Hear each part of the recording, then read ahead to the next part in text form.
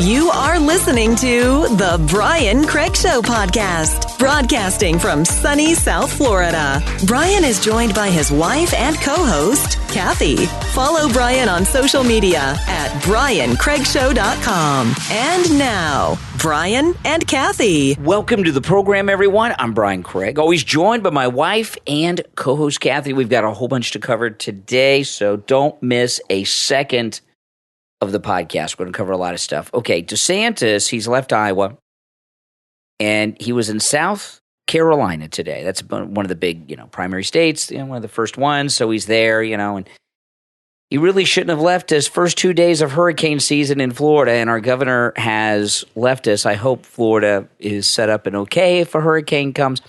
But there was a happening with Ron DeSantis that I think was completely staged.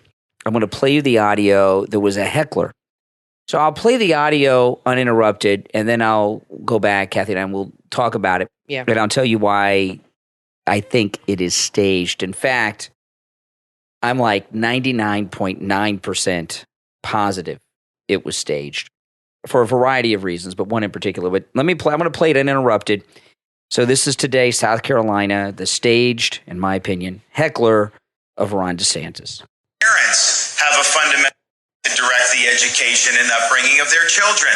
The school systems are important, but they're there to support the community. They're not there to supersede the rights of parents and what they think is appropriate. And so we've enacted protections for parents, such as curriculum transparency, so that they have a right to know what books are being used and what curriculum is being taught to their kids. And unfortunately, there's bad stuff that's getting into the schools. There's pornography that's getting into the schools. So the parents have had to blow the whistle in Florida. Their kids' health care, you're talking about. They've had to, yeah, well, thank you. We're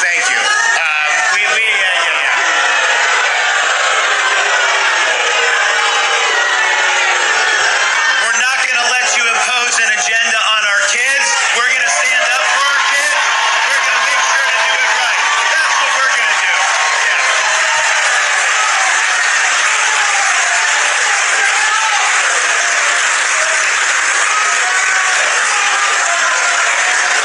Those people like that in Florida are the people we beat every single day on policy. We do not let them win.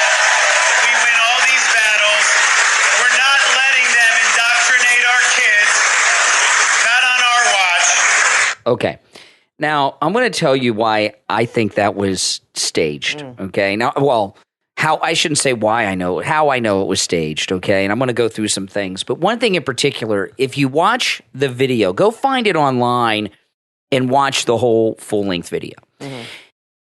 I've told you guys a couple times, I was with Governor DeSantis, I don't know, the weekend before the re-election, right? This is before we knew he was a snake. This is before he betrayed Trump. And I was he gave a speech at Wings Plus, which is one of our sponsors on the radio. And I was inside at the private fundraiser thing. I'm not a donor, but I was inside. The people paid $500 each to be inside. And I got in because I know the guy that owns the restaurant. And I did get some of my friends in. And in fact, there were like 4 or 5 people. So, I didn't tell everybody it was a $500. Maybe I did. I don't know. Who knows? But anyway, and I was in there with DeSantis. And I told you about this a few times. I have been around our past few governors. DeSantis, Rick Scott, who's our senator now. He was our governor. Jeb Bush. And I've been around some of the other governors too.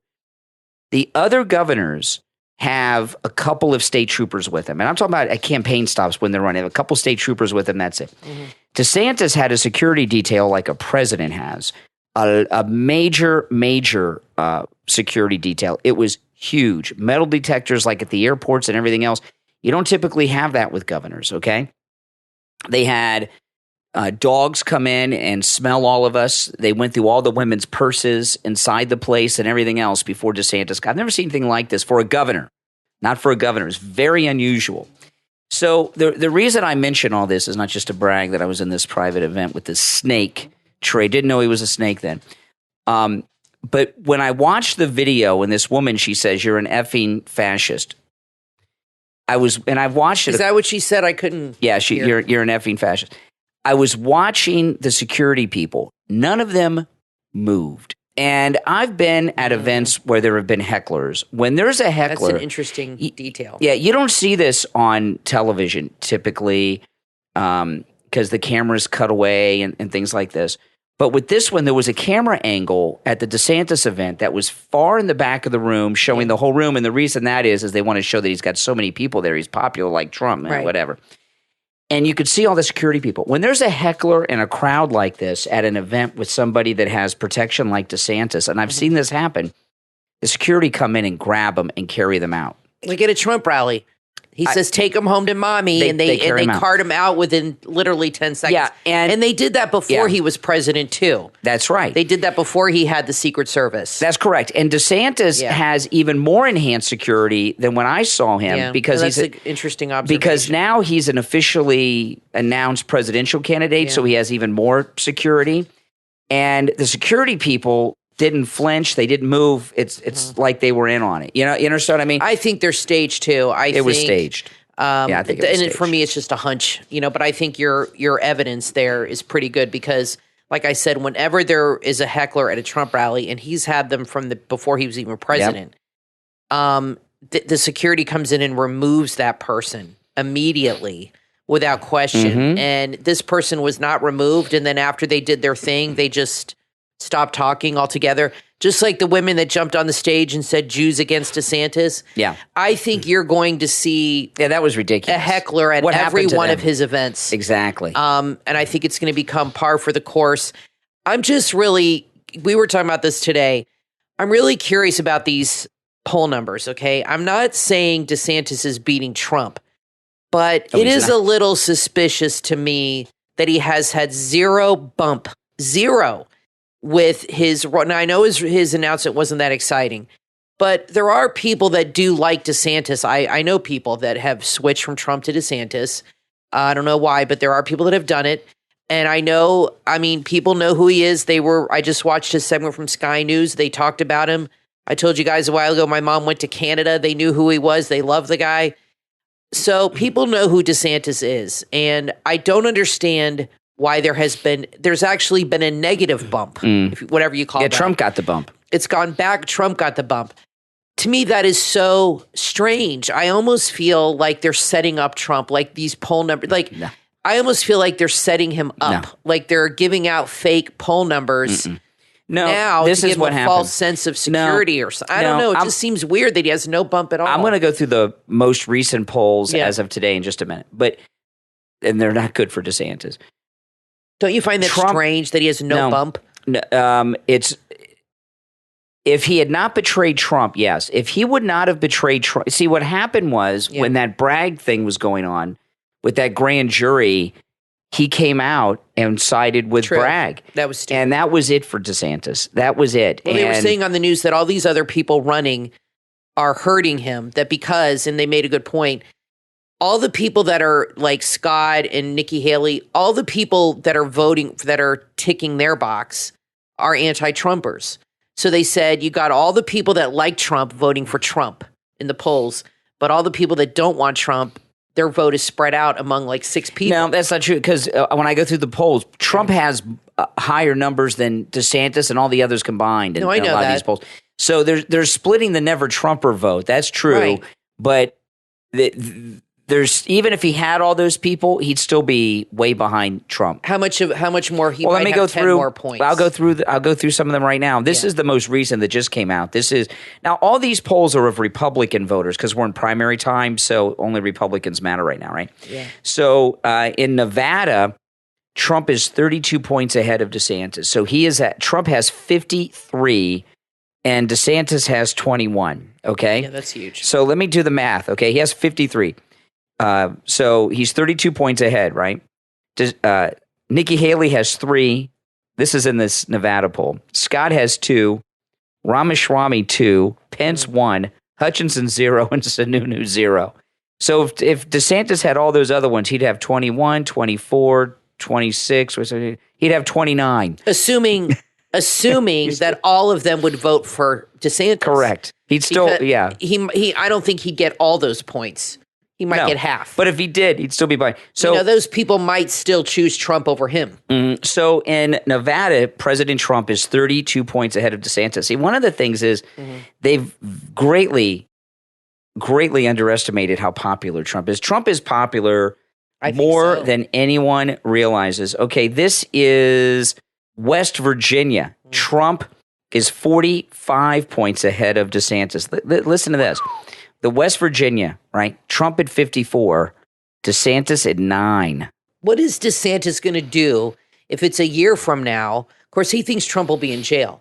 But if it's a year from now, Trump is not in jail, or even if he is in jail, and he is still polling so low, what can he do about it? Nothing. I mean, he's pulling these stunts with staging hecklers. And there hasn't been a poll in Florida in about 2 weeks. The last poll, he was 28 points behind. He's kissing babies, hugging wives of veterans, doing all this stuff, trying to be like he's down with the people. No, and he's still done. not working. Well, that's why he's staging hecklers. Now, South Carolina, this is the latest poll out of South Carolina, and this is where this staged heckler was today. Yes. President Trump is 25 points ahead. Trump's at 43. DeSantis is at 18. Iowa, Trump leads by 42 points. Holy mackerel. Yeah, Trump has 62. Yeah. DeSantis is at 20, a 42-point lead. I guess he figures he'll win by default because he figures Trump will be out of the race and he'll win because there's nobody else. I don't know what he's thinking, but That's his strategy, which is a lousy strategy. Pretty bad. So let us know in the comments, guys, what you think about DeSantis with the hecklers. I think it was staged. And, I'm being very careful here because, I'm doing a lot of reporting on DeSantis constantly, and I got to be careful not to get DeSantis derangement syndrome. I think you have it already. I know. I don't know. That would mean I'm lying to myself. No. But so whenever I talk about Ron DeSantis or any of these stories, I don't just see it and then run and grab a mic. I think about it and look at it and do a little research and things. But he's double-digit behind in every poll. Not only does President Trump have a double-digit lead in every poll, it's getting worse and worse. And worse, a couple of other reasons, too. Trump is, of course, incredibly popular. We know that. But he has a record of success. And and things are tough in the country right now. Things are very tough in the country. And people know that Trump can fix things.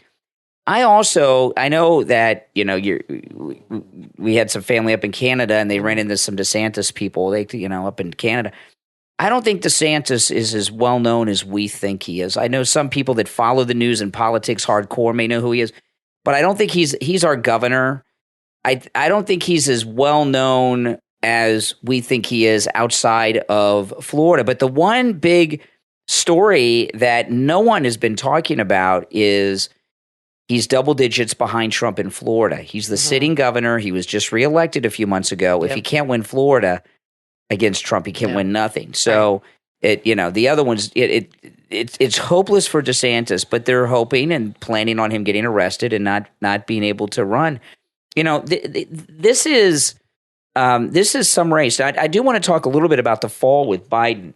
I did a live stream on that on YouTube yesterday. Talked about it on the morning show today. But this fall with Biden, which has pretty much disappeared from the news, he's taken falls before. That was the worst fall. It was a hard fall. And then when he came back to the White House, he hit his head on the doorway of Marine One, which is made of metal. He's a mess. And he was walking with his hand on the back of his head. So he had 2 major accidents, and a head injury like that and a fall like that. Even someone that's not old and frail should go to the emergency room and get a complete workup and check out and get x-rays and whatever kind of scans they do. And in particular with that head injury that he suffered on the way home back to the White House, the media have just covered this up. And when they cover things up like this, that's how bad it is. It's so bad they are not covering it. And I was pretty impressed with President Trump yesterday about the fall. He found out about it live when he was doing a town hall earlier in the day. A woman in the audience told him, and President Trump's first response was, "Is he okay?" Yep. That was his first response. And if you saw the town hall with Hannity last night, which really wasn't much of a town hall. Hannity took a question at 10 to 10. Yeah. After 50 minutes. After blathering on. I mean, he let Trump talk a lot, but I don't know the point of the town hall. I think he took 2 questions, if that, maybe just one. I mean, what the hell is the point if you're going to ask the questions for everybody there? Why even call it a town hall? He's got ego problems. You think? He really does. But I thought Trump seemed much different than he has in the past, and I think his whole campaign strategy is different. I watched him in Iowa all day yesterday. Right Side Broadcasting carried the speech he did earlier in the day, and then he took random questions from the audience, and it was unplanned. And he's going to smaller venues as opposed to doing rallies so that he can actually connect with people better. I think that's good. I think presidents don't really do that too much. Yeah, I think having some smaller indoor things where it's more intimate and he can take questions like that from what people happens is very effective. Well, see, whoever is advising Trump on this campaign is very sharp. We're in a primary now, and what's important in the primaries is connecting with the people directly in those states. And if you have a big rally, there could be 100,000 people there, but people travel from all over the country to go to these rallies as opposed to the people just from that state. So I think it's smart. I'm sure he'll still have rallies, but I think it's smart for him to do these smaller venues where he can be within earshot of people. They can touch him. They can ask him a question. They can take a selfie. They can shake his hand. They can ask him a question. At the rally, it doesn't look like it on television. If you've never been to a Trump rally, you don't realize this. But if you have, you know, the cameras that are on Trump, they do something with the perception to make it seem like people are a lot closer to him than he is. The people behind him look like they're right behind him. They're not. Sometimes they're 20, 30 feet away. I mean, yeah. It's very they strange. Could be 50 feet away. Yeah. More. And they're really much further. It's really weird. I don't know how the camera does. And the people in the front row are not that close either. And so there's not a lot of intimacy. And in these primaries, the intimacy is what is important. So I'm really impressed with his campaign strategy. Now, I did drive by I went by the airport this morning on the way to the radio station, and I didn't see Trump Force One, but it was dark, you know, and I might have missed it because when I got off the air this morning, I drove by the airport again, and Trump Force One was back here at home in Palm Beach. David Copperfield came and made the plane disappear for a while for security purposes. Well, it is black, and it was dark when I went up there this morning. I wanted to go up there, and I found a new. I'm going to keep it my little secret, but I found a new viewing location for Trump Force One on the runway. Which side is it, north, south? I don't want it to. This is a place nobody knows about. I found this by accident the other day, and I found a new place to view Trump Force One that's pretty good that nobody knows about. I'm not going to tell anybody, not yet. But I went by there around 9:30 this morning, and it was parked out there, and it looked beautiful. You know, it was great. I don't know if it was there this morning or if I just missed it because it was dark and the plane's dark. You know, it's black. You know, but it's got the Trump name on it. But yesterday morning, I went by the air. Yeah, it was yesterday morning. I went by the airport on the way to the radio station, and Trump Force One not only was there, they had the lights on it. How cool that you get to drive by Trump Force One every day to and from work. Yeah. That is crazy. I don't know any other talk show host that has that luxury. Yeah, well, you know, some of them get the ride on it, like Mark Levin. Maybe not anymore. Maybe one day he'll offer me a ride. But when I went by there yesterday morning, it was about 5 a.m., and it was all lit up. They had the spotlights on it and everything. It looked so cool. They were getting it ready for him to go to Iowa. Yeah, that's amazing. Isn't it nice? But then when I went by there again, this was yesterday, so it was there in the morning at about 5, and then I drove by there at about 9:30 yesterday morning, and he had not left yet. He was still here, and Trump Force One was there and waiting for him. But it is pretty cool to be able to go and see it. I enjoy going to see it. I like it. It's a beautiful plane. It's much prettier than Air Force. When Air Force One was here, I used to go up and see that all the time, and it was cool, but it's not as pretty as Trump Force One, especially with that new paint job. But anyway, his strategy on the campaign seems to be completely different. Watching this stuff in Iowa yesterday, in that town hall meeting with Hannity, he said something to Hannity which was really shocking. The biggest criticism that the Trump haters have, these never Trumper bums have, is that he's too mean, the mean tweets, and he said that before the town hall on his way there, he called Hannity. He said this live on the town hall. He said, I called Sean and I said, don't make fun of Biden about the fall. It doesn't make you look good. You got to have some respect, everything. And then, of course, Sean Hannity couldn't let people think that he's a Trump puppet. So he started to make fun of him and called him President Sippy Cup, which he just thinks is so funny. I think that's stupid. That is stupid. But it's not even clever. He's trying to brand him like Trump. He doesn't have the talent. No, he does not. No, he doesn't. But for sure. But I thought it was interesting that President Trump went out of his way to call Hannity and said, you shouldn't make fun of the fall. And I agree with that. When I did a live stream on YouTube yesterday. Maybe we have a softer, kinder Trump this time around. I mean, that seems a little out of character. At least publicly. I did a live stream right after the fall yesterday on YouTube and showed it. And I told people on the stream, I'm not going to make fun. I'm not going to make fun of the fall. I mean, he's you got to have some respect for the guy. And, plus, he's a human. I mean, old people fall a lot. Oh yeah, it's very common. And some people in the live stream chat were like, I'll do. And then President Trump said what I said last night in the town hall. See, sometimes you got to take away the what they can use against you on the other side. You take it away from them. You don't give them what they want. It's good not to be so predictable all the time. Correct. It mixes things up and it throws people off. Yeah. And I think it's important. I think Trump does have a soft side, and I think he is a nice guy. And I think it's important for him to show that publicly, at least to the opposite side. Oh, yeah. And to be like, because he is an old man, and Trump's not young, but he's certainly much more fit. That's for sure. He he's didn't more fit than me. Spontaneously fall down. There was somebody put a sandbag in his way. I didn't see the sandbag. I know I did. Did you? I didn't see it. Yeah, somebody put a sandbag down to hold down the mic. They were trying to keep him from tripping over the mic wire, and he tripped over the sandbag. Whatever. But I was talking to my daughter about it, and I said to her, the problem is Biden, when he walks, he shuffles.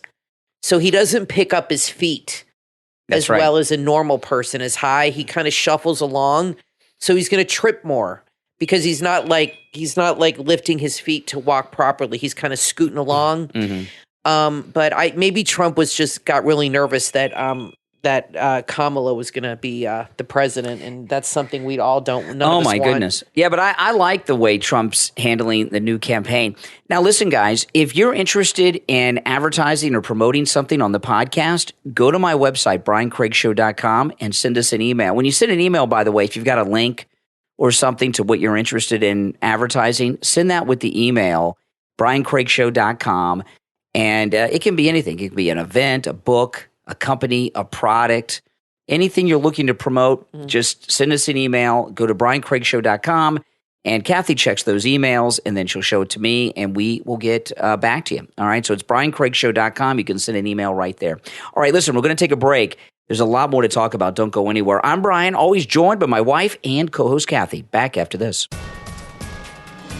Have you dreamed of starting a successful online business but didn't know how or even where to begin? If you're ready to turn your dreams of a successful online business into reality, look no further. Introducing How to Start an Online Business, your ultimate guide to navigating the exciting world of online commerce. This comprehensive resource is designed to equip aspiring entrepreneurs just like you with the knowledge, tools, and strategies needed to launch and grow your digital venture. From idea to successful launch, How to Start an Online Business provides step-by-step guidance and valuable insights at every stage of your entrepreneurial journey. It's packed with actionable tips, real-life case studies, and expert advice from successful online entrepreneurs. How to Start an Online Business is more than just theory. It's a practical resource that empowers you to make informed decisions and overcome obstacles. No matter your background or experience level, this book can help you harness the power of the internet and create your digital empire. Visit etechecommerce.com/opt-in for a free video and ebook on how to start an online business. etechecommerce.com/opt-in and begin your journey to online entrepreneurship. etechecommerce.com/opt-in. Do you feel safe in hotel rooms when you're traveling? Introducing SwiftLock. The SwiftLock is your trusted portable door security solution. Wherever life takes you, your safety is always within reach with SwiftLock. SwiftLock is an innovative portable door lock. Say goodbye to those worries about the security of your hotel room, an Airbnb, or any rental, even your own home. SwiftLock provides an additional layer of protection, ensuring that your door can't be opened from the outside, not even with a key. It's the ultimate defense against potential intruders, giving you control over your personal space everywhere you go. And installation is easy. No tools or technical know-hows required. In just seconds, you can set up or remove SwiftLock, even in the dark. Crafted from high-quality materials, SwiftLock guarantees durability and reliability. Take control of your security no matter where you are, and embrace the freedom and peace of mind that SwiftLock brings. A portable door lock that puts your safety first. It also is a great gift. Order yours right now and experience security made simple. Visit SwiftLockSecurity.com. That's SwiftLockSecurity.com. Parents, grandparents, and teachers, there's a heartwarming new children's book from author James Carey that you will want to add to your child's must-read list. Strong Evan, Evan and the Adventures of Diabetes, now available on Amazon. Join Evan, a young boy living with diabetes, as he embarks on a series of exciting adventures while learning to manage his condition. Evan refuses to let diabetes hold him back, and with the help of his continuous glucose monitor, insulin pump, and the support of his loving family, he lives life to the fullest. From playing soccer and swimming to climbing mountains and exploring the ocean, he shows that anything is possible when you have determination and a positive attitude. Throughout the book, Evan and his family cook healthy meals and engage in open conversation about managing diabetes. This book teaches valuable life lessons and will inspire young readers. Strong Evan is an engaging and educational story that empowers children to face challenges head on while promoting understanding and empathy for those living with diabetes. Order your copy of Strong Evan, Evan and the Adventures of Diabetes from author James Carey on Amazon right now, and give your child the gift of courage, confidence, and compassion with this wonderful children's book. You are listening to the Brian Craig Show podcast, broadcasting from sunny South Florida. Brian is joined by his wife and co-host, Kathy. Follow Brian on social media at BrianCraigShow.com. And now, Brian and Kathy.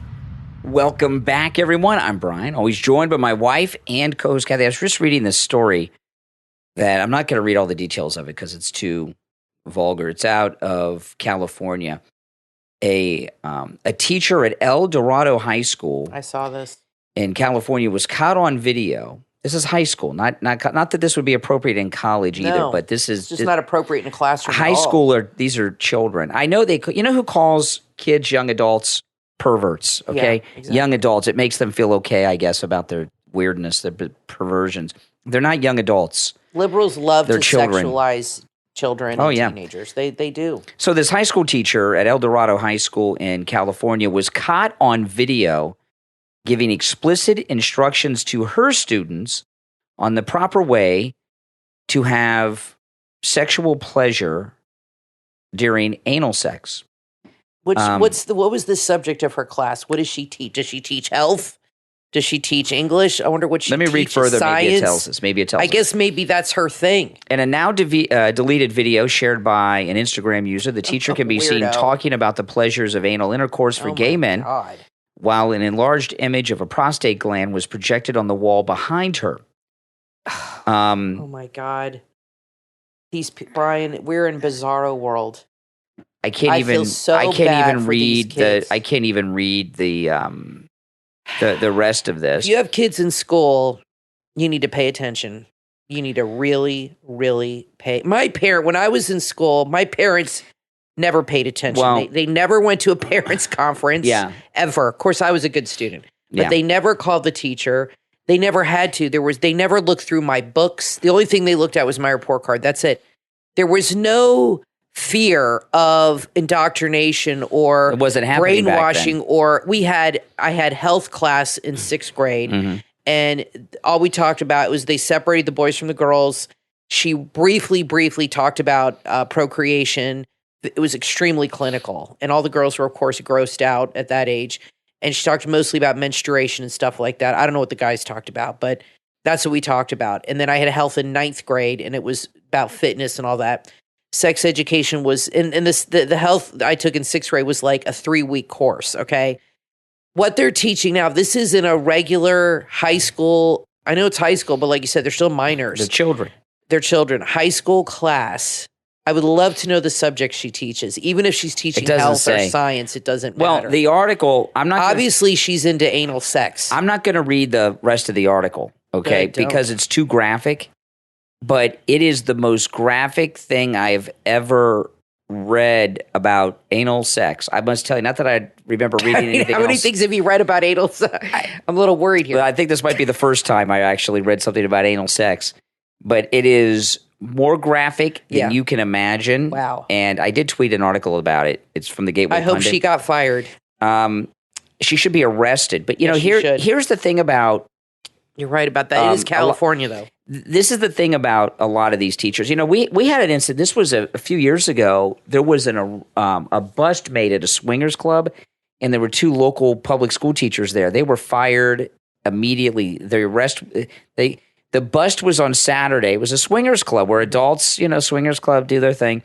It was in the news. The 2 teachers got named, and on Monday they were fired. This is the thing about this sexualization of students by teachers like this person who should be arrested. People that are attracted to children put themselves in positions to work around children.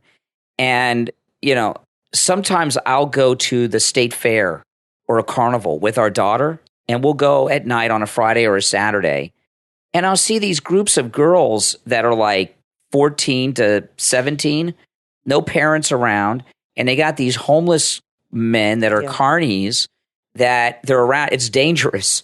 I don't trust carnies. I don't trust the workers at like Disney World, and what's worse, a carny or this teacher? Well, I don't know about that because a carny could just snatch them and take them to their trailer that they live in at the carnival. And who knows? This was in a classroom. They're equally as bad. But, in Florida, there's a lot of prostitution stings by the sheriff's office in the Orlando, Florida area, which is where Disney World is.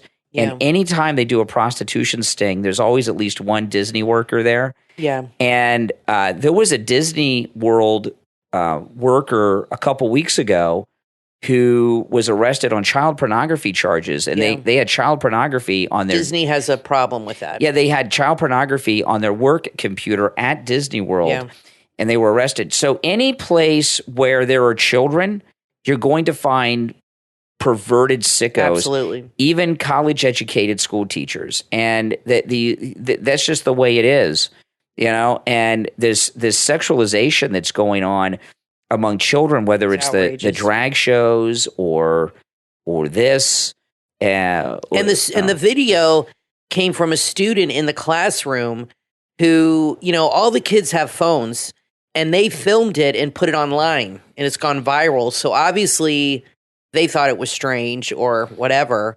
By the way, if you guys have children and you have HBO, you need to delete that app. There's a show on there. I've never seen the show, but I've seen clips called... We have that app. Yeah, but we don't have... I don't watch this show, and we don't have kids in the house. There's a show called Euphoria. It's geared towards... It's about high school kids. It's with Zendaya, and I don't know anybody else in it. The girl from Spider-Man. The girl from the Disney shows. I've seen clips of this show. She's in Dune. It is pornographic. It is a long cry from 90210, which is what we used to watch. So if you have minors in your home, do not have the HBO app, and make sure your children do not have it on their phone. Because let me tell you, you have to be so careful of what your children are watching. And it's so frightening because they all have cell phones. Most teenagers, even middle school kids have them, even elementary school kids have them.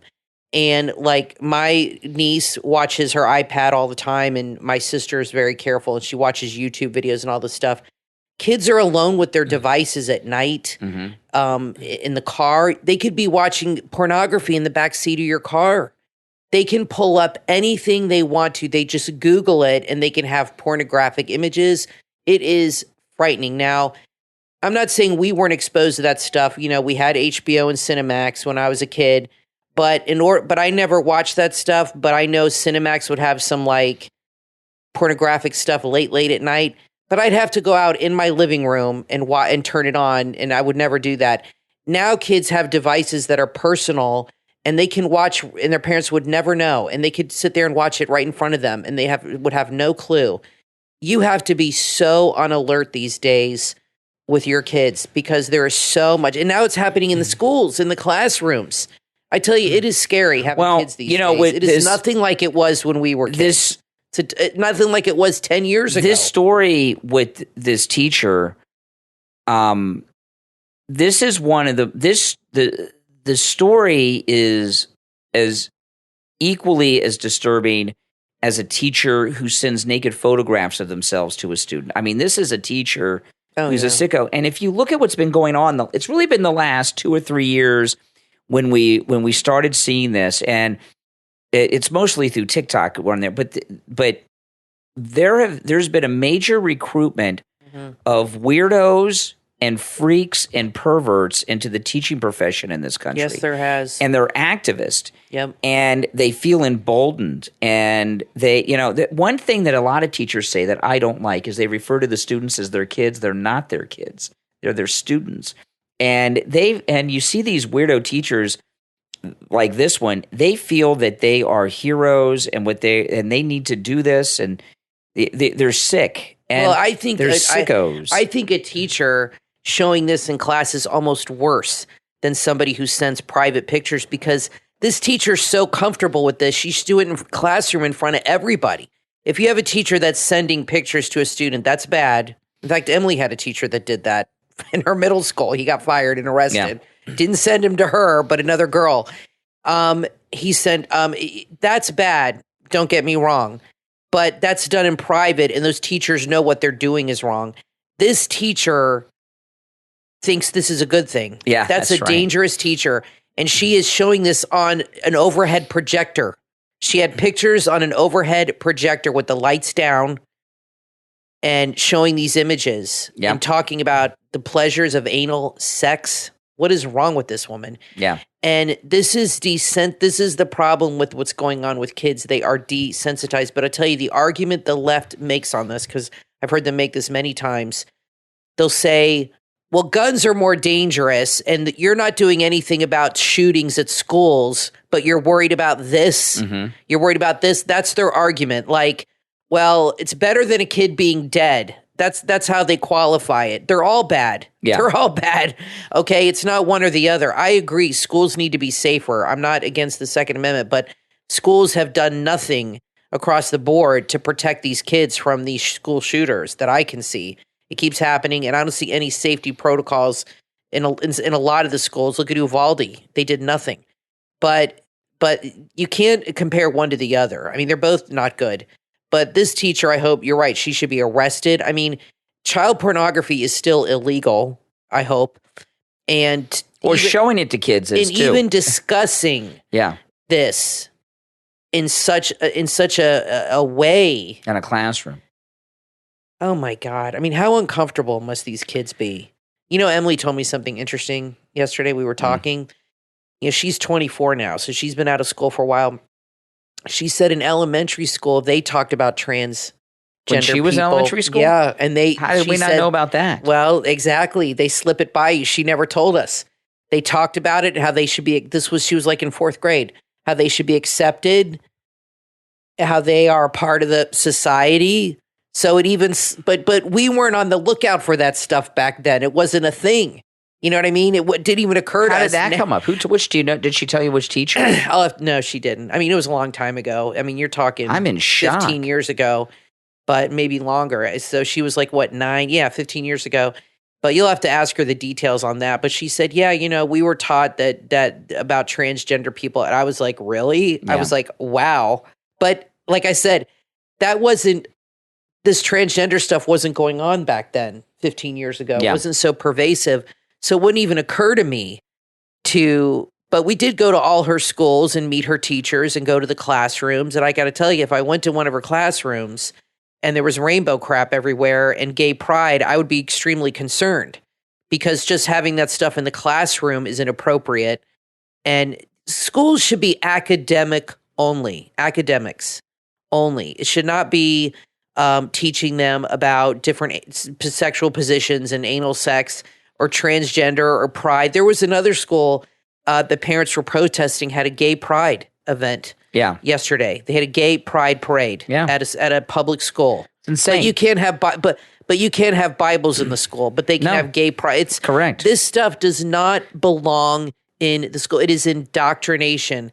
And we've talked about this. I remember when the gays started coming out of the closet more after AIDS with in the 80s, and Pat Robertson and all these ministers, which you don't see as much anymore, would say they're going to indoctrinate young kids, and the left would just laugh at that. Oh, you're paranoid and this and that.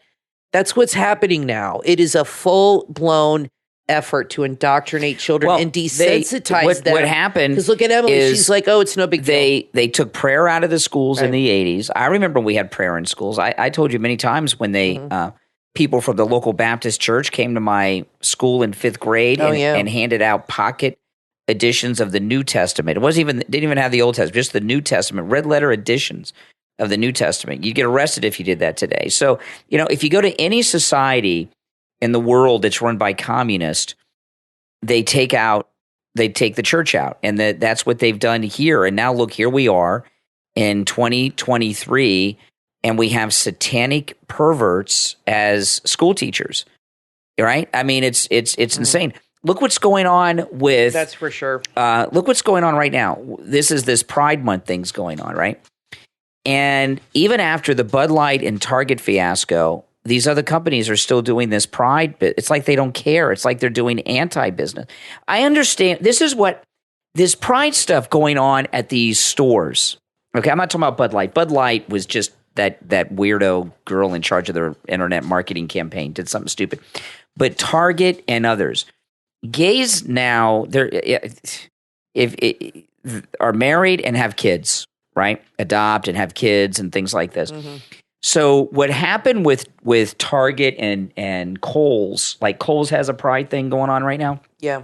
In fact, I might go to Kohl's tomorrow to see if they have the Pride stuff up and the one in our neighborhood. It's Pride Month. You should go to a few stores. Yeah, I'll see. But this is the thing about how they did it. I'm not approving of this, but this is because people are wondering, how could they let these gay activists that are connected to these satanic people into the PR department and Mark and buyers at Kohl's and Target? This is what's happened. Yeah. They go to them.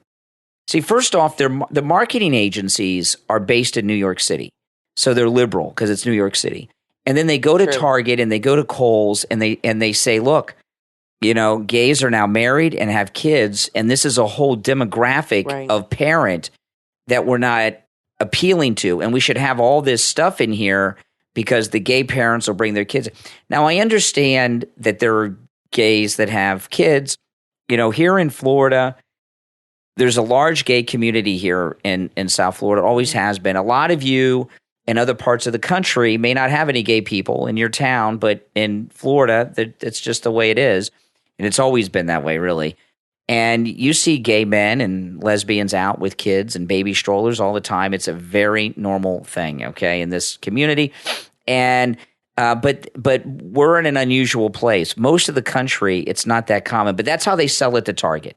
This is a new demo. We have not reached out to the gay parents, and these gay parents are buying clothes and buying toys. So that's how they sold it to them. But after I don't know why they have to make it sex even a thing. Why can't they just sell kids clothes that are cute and don't get involved in all this stuff? It's become so political and yeah.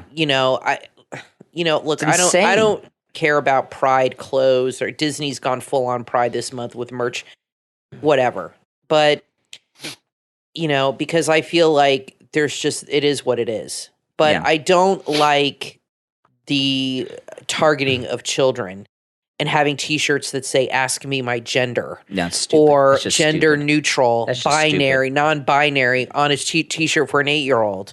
I think that is sickening, and I think it's pushing an agenda and it's indoctrination. But the left really don't see it that way. No. Just like I wouldn't want T-shirts promoting guns for children. It's just they're too young for that kind of stuff. Like they have these politicians that have Christmas cards with their family holding AR-15s, and they got like a 5-year-old. I don't think that's appropriate. I'm not against the Second Amendment, but I don't think it's appropriate for a 5-year-old to be holding an AR-15 in a Christmas card. I'm sorry. I think it's a little tacky, and I just don't think that they're old enough to understand that guns kill people, and you have to be responsible. It's not a toy. And, but you can't, parents are going to do what they want to do. I mean, you know what I mean? They have their children and they're going to raise them the way they want. You can't control everything or stop everything. This is just like a huge tidal wave of gay propaganda. It's not going to stop. It's going to get bigger and it's going to get more pervasive. I heard a story today on television, and they said that Target moved all that Pride stuff to the back of the store, not the back room, but to another sales area. So tomorrow, if I don't find anything, I'm going to go and make a vlog. If I find stuff, I'll put it up online. If not, I'll just tell you guys I didn't find anything. But I'm going to go to Kohl's and I'm going to go to the Super Target. There are 2 Super Targets, maybe Walmart near us. I'll go to Walmart too, but I haven't heard anything about Walmart. But I'm going to go to 2 Super Targets and Kohl's tomorrow to see what they have and where they've hidden the Target. Well, they could have moved stuff. it back to the front because now things have calmed down. People have moved on to the next story, and maybe they've moved it to the front. You know what I mean? That's what they do. You know, Budweiser has lost $27 billion. Target has lost probably $15 billion by now. But I don't see these companies concerned. Because, no, they don't seem to care. Because typically, now it's not happening with Budweiser. I think Budweiser has done permanent damage. Yeah. It's never going to come back. No. You had an idea. You said to me the other day, you said, I wonder if they had a MAGA can, or if Trump or Don Jr., Trump doesn't drink, but say Don Jr. became the new spokesperson for Bud Light, or they had a commemorative MAGA can. That might be the only thing that could win people back. They would never do it, of course. If they had a red, cool MAGA can, maybe. Well, Bud Light's blue. Well, Don Jr., he lives here in Florida. He goes fishing a lot and all that stuff. If they did a whole campaign, an apology campaign, and made Don Jr. the spokesperson with him on the can. Would that save the brand? I don't know. I was talking to someone the other day, and they know someone that has a bar, and they took the Bud Light out of the bar. And I said, because nobody's buying it. Yeah, and I said, no one wants to drink Bud Light because people will think they're gay. And they said, that's right. They'll think they're gay. And I've never been a big fan of Bud Light. Bud Light really doesn't have much flavor to it. I like Michelob. I like Coors. Yeah. I like Guinness. I've never been a big Bud Light fan. I've had it. I've had it a few times, but it's never been my favorite. It tastes like water. It always kind of has water with an awful taste to it. It's never been my drink beer, so favorite beer. But people order it because it's at all the bars, and it's probably cheap. Probably one of the cheaper brands. You could probably get 5 bottles for under $10. I would imagine. When I was in high school and we would buy beer, there was a beer called, I want to say, could be wrong about what it's called. I want to say Black Label, and it was now this was 1988. But this was cheap by 1988 standards. You could get a 6-pack for $2. Yeah. And I remember. What about Ham's beer? Yeah, and I don't know Ham's that one. was really bad. And one of my friends that I remember, Sean, he said, "Brian, I got $1. You got $1?" I said, "Yeah." He's like, "Let's get drunk. Let's get a 6-pack." We got $2. And I also like Pabst Blue Ribbon, which is kind of old man's beer. Yeah, my dad likes that. But I like Pabst Blue Ribbon. I've never been a big Bud Light fan, and I'll tell you, most people, even who drink Bud Light, all say it tastes like water. Some say it tastes like. So why do they drink it?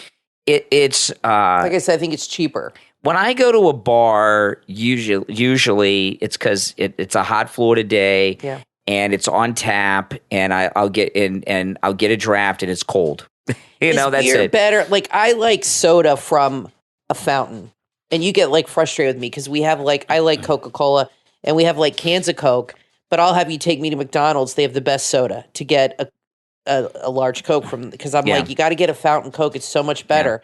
Is it like draft beer? Is it better on draft than out of a bottle? Only Guinness. Guinness you want to get on tap. You don't want to get Guinness in a can what about or a Michelob bottle. Ultra from a tap? Isn't that better? No, they're all better in a bottle. Really? They're better in a bottle. The See, tap soda's is the opposite. Except for Guinness. Guinness is the exception, but the Right. rest of them Because are like you want that big foam top on it. it just doesn't taste right. If you Right. get Guinness in a can or a bottle, in the can in Guinness they have this ball at the bottom that they say that I don't know. It's all BS. Other than Guinness, all the beer on the tap tastes watered down. Oh. It's always better in a. I like bottled beer. Bottle or a can is always better than the tap. I didn't know that. Except for Guinness. But Bud Light, they've done damage that It's irreparable. they cannot repair. No. It'll have to be a generation from now before they could even hope to repair the brand. In fact, really what they should do is retire the Bud Light brand. They really should. I've been seeing stories that they've been refunding stores and There was a things. video at George Strait. I think it was a George Strait, a country concert. I think it was George Strait. Anyway, he's an old school country guy. And somebody put a TikTok video up, and they had where you buy the beer, they had all these cooler cases, like behind glass, where you could go self-serve, like at a convenience store. And all the beer was empty except the Bud Light and Budweiser. It was completely full. And they're like, nobody's buying this. Well, I did. Nobody. I did that video a Yep. few weeks ago. I went to all the stores in town, and which holiday did I do that on? It was not Memorial Day. It was the holiday before Memorial Day. It was a big holiday. I don't remember which one.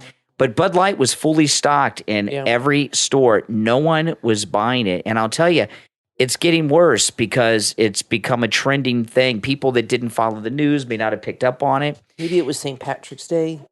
No, It's another big it was holiday Easter. where people Easter. No, was it Easter? Easter weekend. Might have been Easter weekend, but whatever it was, all the other beers were gone except Bud Light. Bud Light really, that brand should be retired. It is beyond. I think Target repair. will be fine. I mean, I love Target. Like I said, I'll keep shopping there, but they'll just move the stuff or whatever. Or people will forget. I think it's a little different. I could be wrong though. A lot of people that listen to you have said they're never going to Target, but Nope. you never know. They have lost a lot, almost $30 billion or $15 billion in a little over a week. Well, yeah. So the and it's gonna get boycotts worse. do work. Whether they're sustainable, I don't know. I didn't know if you wanted to bring up this thing on Fox and Friends, or are you going to do it? I'm going to do. I'll mention it. Maybe tease it. Let me just mention it. This is nuts. And I'm going to do a big thing on this over the weekend on YouTube.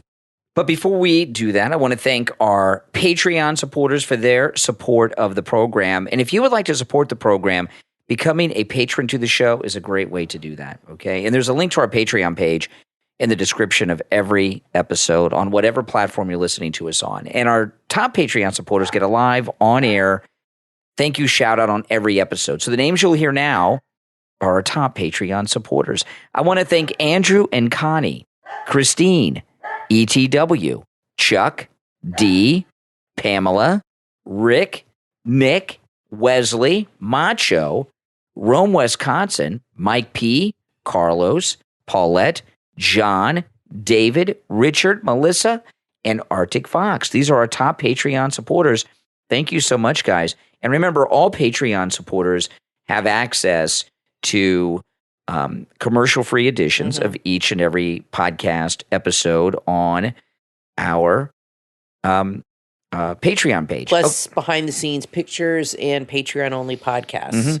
Now, over the weekend, I'm going to show more about this on YouTube, okay? And because some of it is something you've got to see.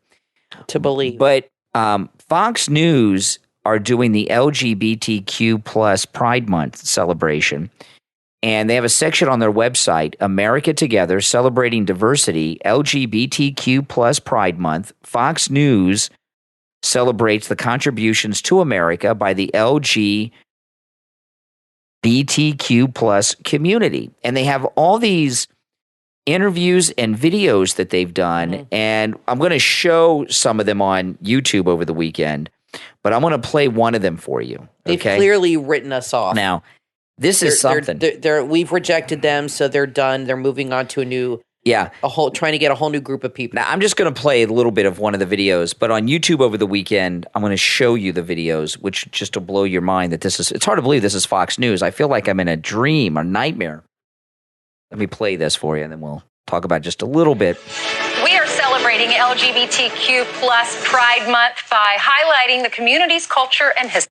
Okay, now that is, I hit the wrong button there, but that is Fox and Friends, and who's talking there is Sean Hannity's girlfriend. I forgot her name. Yeah, that's Ainsley, and she's there the with homewrecker. Yeah, that's right. She's there with Kilmeade and Ducey, okay, and they're all sitting there on the couch doing Fox and Friends and doing this Pride Month thing. All right.